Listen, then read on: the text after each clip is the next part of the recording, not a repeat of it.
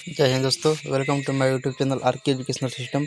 तो दोस्तों, आज हम लोग केमिस्ट्री के चैप्टर नंबर 1 पाठ नंबर तीसरा धातु और अधातु के बारे में पढ़ेंगे, जो हमारा कक्षा 10th का है।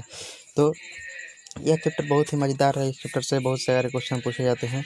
तो चलिए हम लोग पढ़ते हैं धातु और अधातु की क्या है और इसके क्या क्या स्वरूप है, यहाँ तक हमको करेंगे।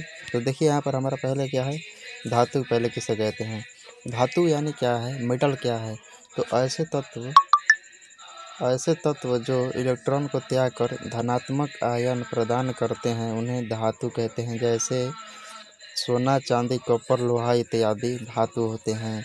और यहाँ पर दूसरा है कि सामरिक धातु किसे कहते हैं। सम मतलब सेम और धातु मतलब धातु। तो किसी देश की अर्थव्यवस्था के लिए आवश्यक धातुओं को सामरिक धातु कहते हैं, क्योंकि इस प्रकार की धातुओं एवं उनकी मिश्र धातुओं को परमाणु ऊर्जा का अंतरिक्ष विज्ञान, जेट इंजनों, उत्कृष्ट गुणवत्ता वाले उपकरणों में प्रयोग किए जाते हैं। यहाँ तक आपको समझ में आ गया। और देखिए, हम लोग पढ़ते हैं कि अधातु और धातु किसे कहते हैं। यानी जो किसी भी धातु को पीट कर उसे चादर के रूप में दिया जा सके, उसे अधातु और धातु कहते हैं। तो अधातु और धातु किसे कहा जाता है। तो ऐसे धातु में जिनको हथौड़े से पीटकर बहुत पतली चादर के रूप में ढाला जा सकता है, उसे अधातु और कहा जाता है। जैसे में हमारा हो जाएगा सोना, चांदी। जब हम लोग सोना चांदी को गला कर बहुत पतला करेंगे तो बहुत पतला हो जाएगा, उसे ही धातु कहते हैं, जिसे चादर के रूप में दिया जा सकता है। और तन्यता किसे कहते हैं।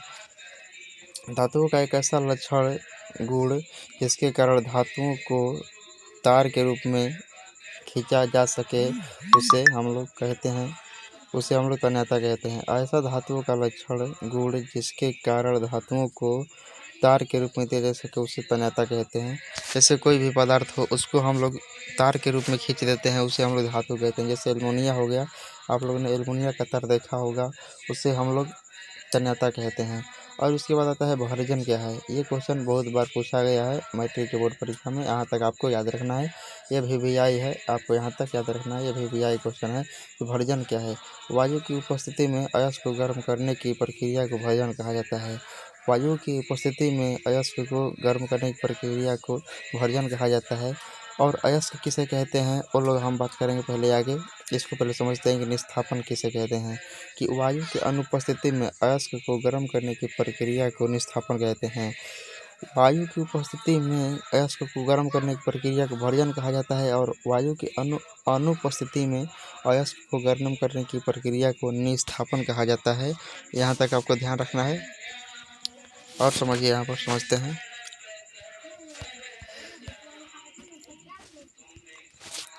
इसे गालक किसे कहते हैं। गालक किसे कहा जाता है।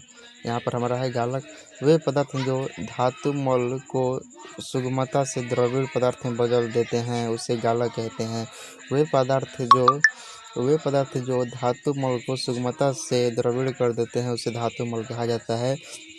यहाँ पर देखिए, और धातु मल किसे कहते हैं। ये धातु मल किसे कहते हैं कि ये सुगमता से द्रवीय और कम घनत्व वाले पदार्थ होते हैं, जो गालक की क्रिया के बाद प्राप्त होते हैं। जैसे किसी वस्तु को हम गलाते हैं, जैसे लोहा हो गया हमारा, लोहा को हम लोग गला के किसी भी आकार में परिवर्तन कर सकते हैं, उसे ही गालक कहा जाता है। ये आपको याद रखना है। और यहाँ पर देखते हैं हम लोग, ये प्रगलन क्या है। यहाँ पर प्रगलन क्या है। प्रगलन धातु अयस्क को वात्या भट्टी में अपचयित करने की क्रिया को प्रगलन कहा जाता है।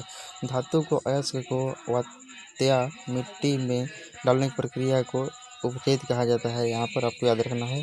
और यहाँ पर देखिए, सबसे महत्वपूर्ण है हमारा ये खनिज सबसे महत्वपूर्ण है, जो 2023 में पूछा गया है। आपको यहाँ तक याद रखना है कि खनिज क्या है। तो यहाँ पर हम समझते हैं खनिज क्या है कि ऐसे पदार्थ जो आर्थिक रूप से धातु युक्त पदार्थों के रूप में मिलती है, उन्हें खनिज कहते हैं। यानी ऐसा पदार्थ है जो हम लोग पृथ्वी के गर्भ से खोदे गए वस्तुएं प्राप्त करते हैं, उसे खनिज कहा जाता है। उसे हम लोग खनिज कहते हैं। जैसे हमारा सोना हो गया, चांदी हो गया, ऐसा हमारा खनिज हो गया। खनिज के बाद हमारा धातु आता है। यहाँ तक आपको याद रखना है। और अधातु क्या है।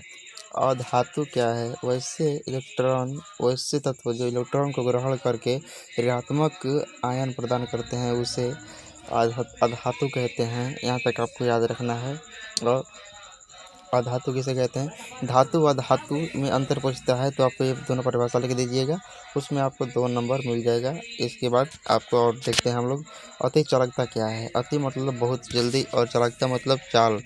तो यहाँ पर समझते हैं अति चालकता क्या है हमारा, यहाँ पर कि अति चालकता क्या है। तो अति चालकता हमारा ऐसी घटना जिसमें अत्यधिक निम्न ताप पर धातुओं में विद्युत प्रतिरोध लुप्त हो जाता है, ऐसी घटना को अति चालक कहते हैं। जैसे कभी कभी जो हमारा करंट होता है वो बहुत कमज़ोर तार में पतरे तार में एकाएक आ जाता है, उससे हम लोग अति चालक कहते हैं। जो वो करंट को अति